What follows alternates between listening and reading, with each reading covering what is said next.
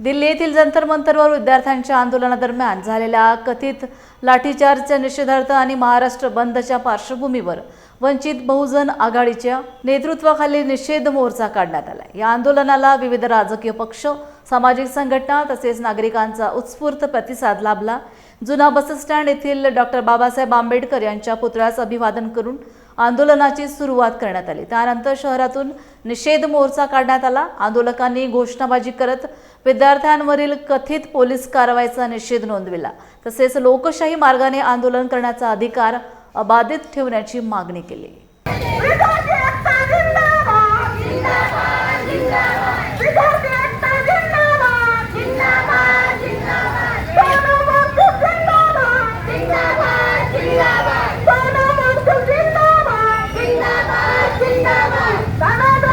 आजचा हा महाराष्ट्र बंद हे दिल्लीला जंतर मंतरवर विद्यार्थ्यांना जी मारहाण केली, त्या काठ्यांना खिळे लावून त्यांना मारहाण केली। काही लोक त्याच्यामध्ये मृत्युमुखी पडले आहेत, काही लोकांना छर्रे मारले गेले आहेत। यांच्या निषेधार्थ बाळासाहेब आंबेडकर वंचित बहुजन आघाडी यांनी जो मोर्चा पुकारला आहे, त्या बंदच्या मोर्चामध्ये सर्व सहभागी झाले आहेत। आणि हे असं पुन्हा होऊ नये। जर असं झालं तर पुन्हा जास्तीत जास्त लोकांनी मोर्चा काढावा आणि पूर्णपणे बंद करावं। राजकीय पक्षाचे विद्यार्थी प्रत्येक शहरामधून गावामधून प्रत्येक विद्यार्थी तिथे त्या आंदोलनामध्ये सहभागी झाला आहे। त्यांची मागणी अशी आहे की जे नीटचा पेपर फुटी प्रकरणात त्यांना जे मार्क्स मिळाले होते, त्यांच्या सर्व त्यांची मागणी आणि तिथे जी त्यांना अमानुषपणे मारहाण केली आहे, सरकारने त्यांच्याकडे येऊन त्यांची मागणी ऐकून घेतली पाहिजे। विचारपूस न करता त्यांच्यावर लाठीचार्ज करण्यासाठी असा बंदोबस्त केला आहे। त्यांना न विचारता त्या पोलिसांच्या माध्यमातून त्यांना एका ठिकाणाहून दुसऱ्या ठिकाणावर स्थलांतर करण्यात येत आहे। आणि मारहाणीच्या प्रकरणातून अनेक विद्यार्थी जखमी होऊन त्यांचा तिथे एका विद्यार्थीचा जीवसुद्धा जात आहे। तिथे एका गरीबाचा विद्यार्थी शहरातून ग्रामीण भागातून दिल्लीपासून तर गल्लीपर्यंतचा विद्यार्थी इथे पोहोचलेला आहे। आपल्या माध्यमातून आमची एवढीच मागणी आहे सरकारला की त्यांनी जर आमच्या मागण्या पूर्ण करत नसेल तर त्यांचे खाली डोके वरती पाकिल्याशिवाय आम्ही सोडणार नाही आणि याच्यापेक्षाही आम्ही तीव्र आंदोलन केल्याशिवाय राहणार नाही। जब जब जुल्म करेगा सत्ता के गलियारों से, जब जब जुल्म करेगा सत्ता के गलियारों से, सर्वांना आज संपूर्ण महाराष्ट्र बंद हाक जे बाळासाहेबांनी दिलेली आहे ते यशस्वी करण्याकरता आम्ही आज इथं बाबासाहेब पुतळा भद्रावती इथं एकत्रित झालेलो आहोत।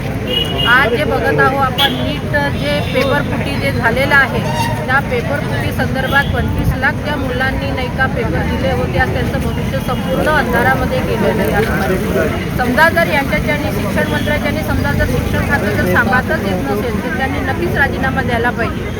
आज जर लोकशाहीचा हा लोकशाहीमध्ये सर्वात जास्त भारतामध्ये जे यूथ जे आहे त्या यूथचं भविष्य समजा जर अंधारामध्ये जर राहत असेल तर भारत हा कसा काय विश्वगुरू होऊ शकतो?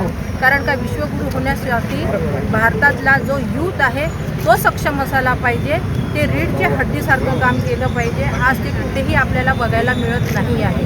आज आपण बघत आहोत की एवढी अराजकता फैलण्यासारखी झाली। एक हुकुमशाही कशाला की तुम्ही जे विद्यार्थी शांत पद्धतीने जंतर मंतरवर जे आंदोलन करत आहे त्या आंदोलनाला तुम्ही एवढं चिघळलं आणि तिथं जो लाठीचार्ज केलेला आहे, ज्या मुलांचं नुकसान केलेलं आहे, ज्या पालकांचं सुद्धा नुकसान झालेलं आहे, त्याच्यामध्ये आज ते तुम्ही बघून राहिले आहे की किती बर्बरता झाली। म्हणजे याला काय म्हणायचं, ही हुकुमशाही नाही आहे तर तुमची मागणी काय?